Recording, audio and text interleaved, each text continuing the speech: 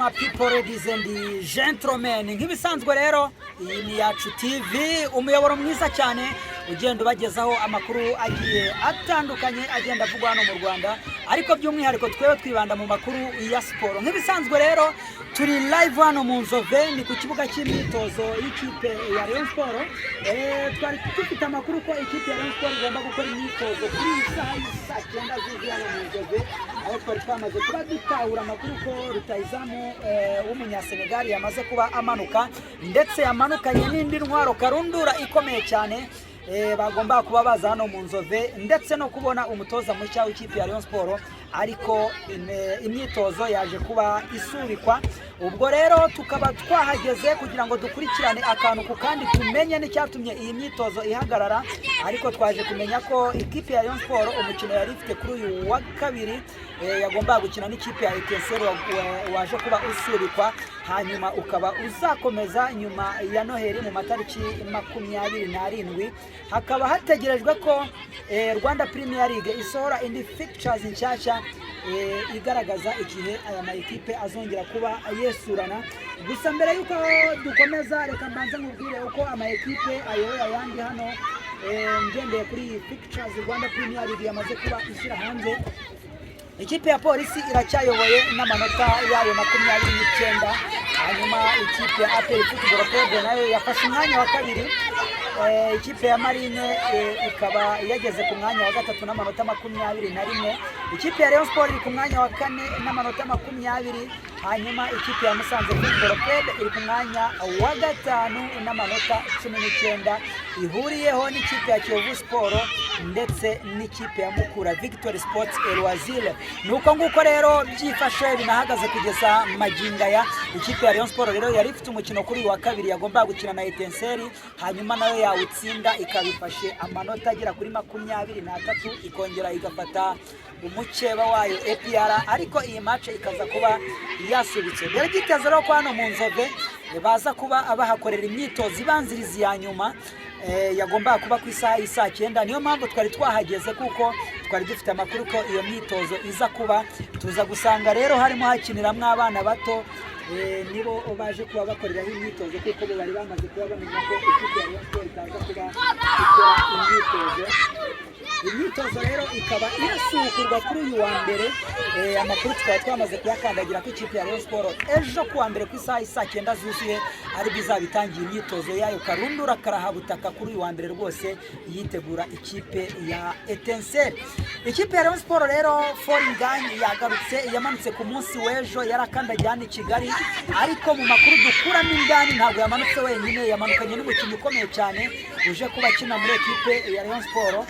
Mu makuru rero yimbitse yimaze yo twagomba gutohoza, twagomba kumenya ese uyu mukinnyi azanye ni umukinnyi urabakina nka rutayizamu, ni umukinnyi w'umuwinga, n'ukina hagati mu kibuga, ni umudefenseri. Ibyo byose twaje kuba tubitohoza ngo tubineke, ariko kugeza mu magingo ya amakuru ntiturayakandagira. Ubwo rero abantu tuzabana ku munsi w'ejo kuri Yacu TV tuzaba tumenya ese uwo mukinnyi yaje gukina kuhe mwanya, ese aje gute, aje gusinya amasezerano cyangwa se aje kubakurikirana ibimeze gute. Ibyo byose nibyo tuza kuba tugenda dutohoza. Nagaruho gusa rero hakomeje kugenda havugwa abandi bakinnyi bagiye batandukanye. Murabizi ko ikipe ya Rayon Sport ifite ahantu henshi irwaye, ndetse ikeneye kuzana kuramforusa mu buryo bwihuse cyane. Ikipe ya Rayon Sport ikeneye nimero 2, ikeneye 3, ikeneye umuzamu, ikeneye hagati mu kibuga umukinnyi, ikeneye abawinda ku mpande zose, kuko aho hose harajegajega. Iyo ugiye kureba nk'umuzamu Idrissa Kuyate ejo bundi yarakinnye, ariko igitego bamutsinze cyagaragaye ko ari cye rwose, bigaragara ko adafite ubushobozi buhagije bwo kuba yajya abanza gukinga.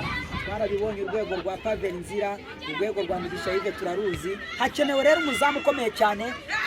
Mu makuru rero tugenda dutohoza dukandagira hano mu Nzove, twamaze kuba tumenya ko uwitwa Olivier Gishweka agomba rwose kuba aza gufata mu izamu ry'ikipe ya Rayon Sport, ariko nyine ni umuzamu mwiza, twizeye ubushobozi ko hari icyo yafasha iyi kipe ya Murera, isaro ry'Inyanza, igikundiro igikaka igikanuye cy'imfizi. ariko nkomeza kugenda mbabwira gukora subscribe hano kuri Yacu TV ndetse na Motric Rwanda. Mugende mwakora subscribe, mukande share, mukande like kugira ngo tujye tubana neza cyane 5 kuri 5 umunsi ku wundi. Twe tuba turi abambere kuko turi manukira tukaza kuri tere. Amakuru tubaha na amakuru meza yizewe abaziri muhano gusesereza, ari nayo mpamvu dukora menshi agiye atandukanye, hanyuma tukayanyanyagiza buri wese agakura maye amunogeye, bigatuma rero tureka indi mirimo yacu tukamanuka tukaza hano kuri tere kugira ngo tubahereze amakuru ya ndani ndetse atariho ivumbi.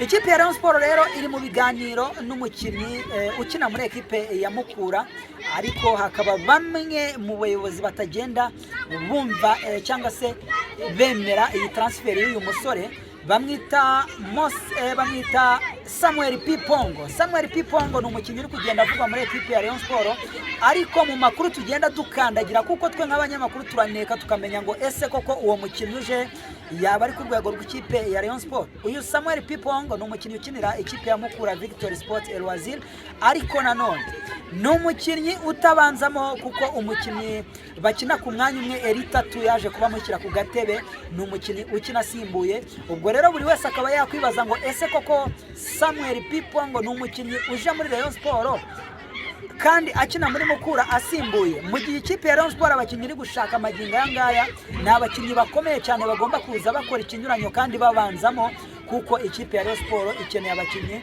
bakina baramforsa ariko babanzamo kugira ngo yubake umusingi ukomeye igomba kugenderaho muri iyi faze retour. Ariyo mpamvu ku ikubitiro bari gushaka abakinnyi b'abawinga kuko Rayon Sport ifite ikibazo mu bawinga, yaba uwari usanzwe akina Azizi Basane kuranya yaravunitse ashobora kumara hanze amezi 2. Wareba ku ruhande ruzamuka witwa Simbi Paul narwo ni uruhande rutameze neza kuko aba bawinga ni abakinnyi bakina bafite ubushobozi bwo gukina, ariko ni abakinnyi baca ku mpande bazamuka bo bagakata imipira bagarura santere mu kibuga. Ntabwo ari ba bakinnyi bakina binjira ngo bajye muri box nabo bakine nka barutayizamu bashaka ibitego. Ubwo rero ikipe ya Rayon Sport ikaba ishaka abandi bawinga batyaye bakina banasatira ku buryo bagomba no gutsinda. Ubwo rero ikindi cyiza gihari nuko ikipe ya Rayon Sport abakinnyi bayo bose bari kugenda bagaruka.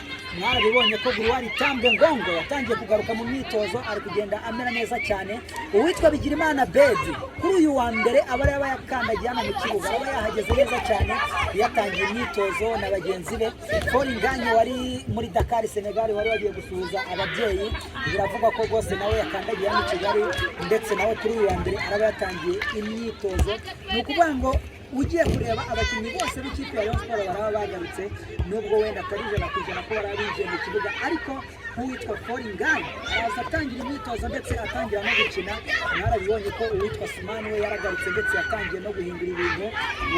Ubu Rayon Sport irimo irinyanyagiza neza cyane, irimo iragenda ikora ibintu by'ibitangaza cyane. Ariyo mpamvu rero bakomeje kugenda bajya ku isoko ry'igura n'igurisha, nubwo Mercato nubwo batarafungura ariko bazafungura byibura baramaze kubona amakondisiyo, bagorwa no kugenda basinyisha no kugenda baterekaho icyo bita mukatapa kugira ngo ikipe ya Rayon Sport izabe idanangiye, izatangira faze retour ari ikipe ikura mu nzira.